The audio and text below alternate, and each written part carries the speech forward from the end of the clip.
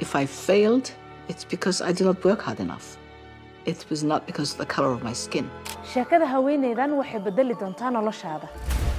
waxaan kugu dhiirigelinayaa inaad daawato fiidiyowgan.